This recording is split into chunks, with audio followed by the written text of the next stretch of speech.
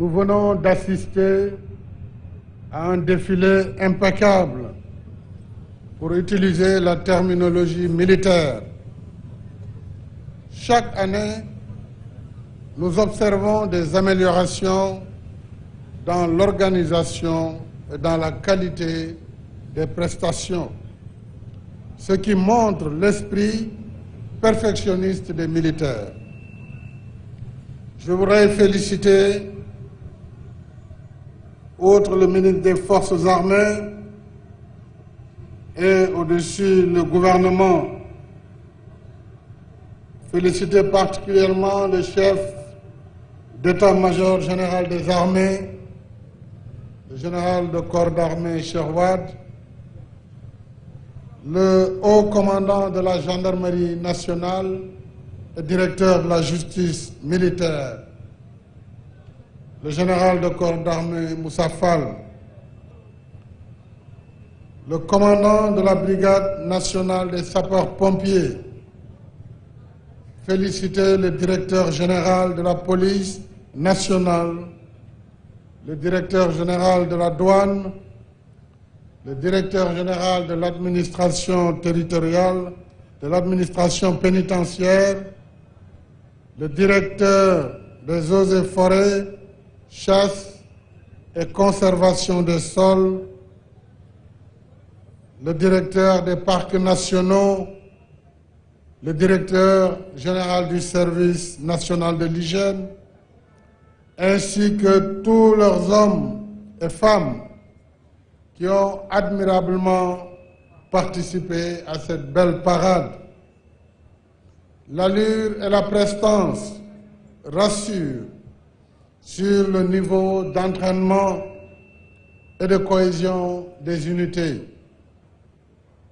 Assurément, nos forces de défense et de sécurité possèdent les capacités propres à assurer la paix et la sécurité dans notre pays. À travers eux et à leur suite, je voudrais féliciter la jeunesse dynamique et vibrante qui a défilé en parfaite symbiose avec les forces de défense et de sécurité. Je peux dire que la relève est assurée et j'ai beaucoup apprécié le défilé des élèves et des écoles. Il a été magnifique, ainsi que les majorettes. Je réserve une mention particulière aux anciens combattants, dont le passage suscite toujours émotion et admiration. Chers vétérans, vous êtes dépositaires des plus hautes valeurs civiques, morales et patriotiques. J'invite tous, la jeunesse en particulier, à s'inspirer de votre exemple pour un Sénégal de paix et d'harmonie.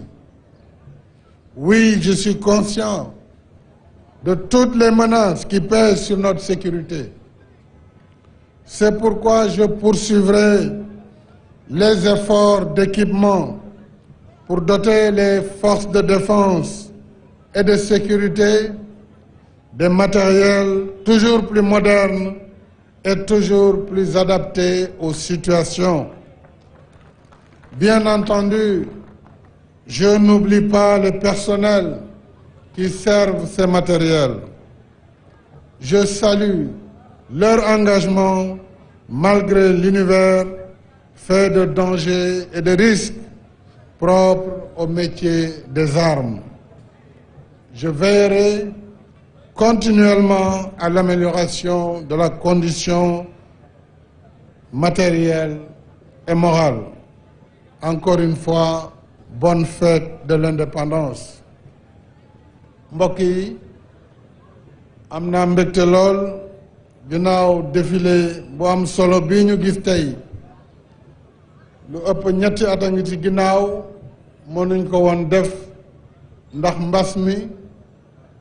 waaye ren yàlla may nañu ñu teewee défilé grand format muy défilé bu am solo buy wone kaaraange réew mi ci wàll yépp ci wàllu l'armée bi armée de l'air de terre ak marine nationale waaye aussi wane kaaraange gendarmerie nationale kaaraange police nationale wane itam sapeur pompier li nga xam ne mooy brigade nationale des sapeurs pompiers wane kaaraange douane muy soldat yi nga xam ne ñoo yor koom-koom bi wane kaaraange administration pénitentiaire ñoom ñu yor kaso yi wane kaaraange eaux et forêt ak ñi yor chasse ak conservation des sols waaye wane itam kaaraange parcs nationaux yi yor bàyyima yi mais surtout service national de l'hygiène bàyyiwuma ci kenn loolu yëpp day wane rek taxawaayu réew mi ginnaaw juróom-benn fukki at ak ñett bu ñu moomee suñu bopp maa ngi félicité nag ñi nga xam ne ñoo jiite armée bi muy SEMGA chef d'état-major général des armées félicité général bi jiite gendarmerie muy haut commandant de la gendarmerie nationale félicité directeur général de la police ak ñi nga xam ne ñoo yor sapeur pompier douane administration pénitentiaire waa eaux et forêt chasse et conservation waaye itam waa parcs nationaux ak waa service d'hygiène ginnaaw ñoom ak seen ginnaaw maa ngi félicité góor ak jigéen yi fi défilé tey wane taxawaayu réew mi ku gis lii xam ne Sénégal fagaru na ngir aar réew mi ci fànn yépp nag aar ko ci bépp menace ci biir ak ci biti boo xam ne dana permettre nit ñi nekk ci jàmm nekk ci salaam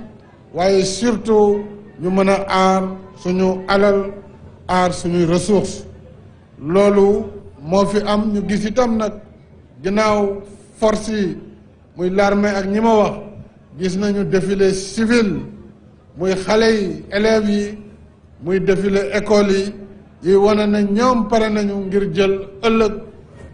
ñoom it ndono li ngir mën a taxaw Sénégal continuer taxawaayam ndax taxawaay boobu du dakk mukk maa ngi waxaat lii ngeen fi gis lu ci gën a bëri ci at yi lañu ko jënd te kanam la jëm bu ci yàlla àndee ndax àdduna moo soppeeku saay-saay yi bëri nañu ci domaine bu nekk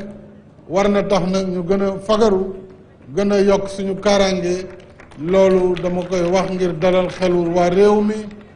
wax ko itam ngir ñu xam ne ginnaaw matériel bi ay nit ñoo koy doxal nit ñooñu itam ñoom ñëpp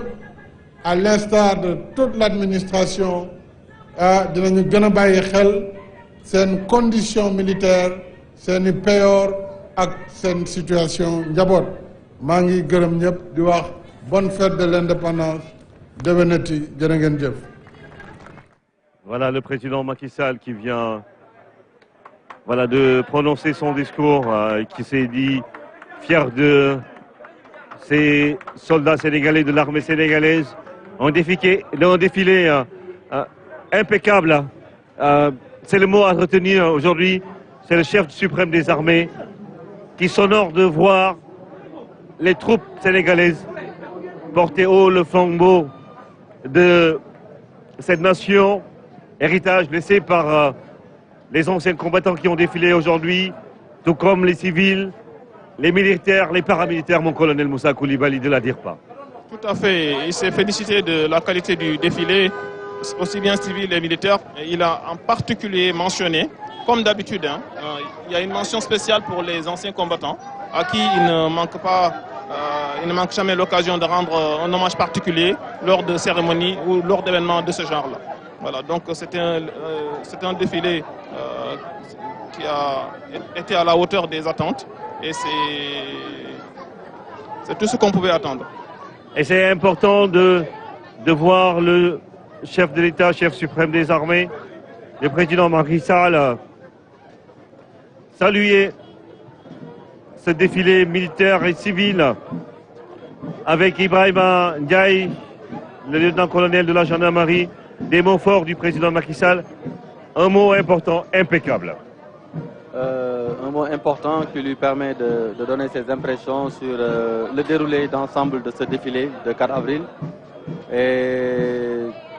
cela montre sa satisfaction, son satisfait par rapport à ce qu'il a vu au niveau des hommes, au niveau des équipements qu'il a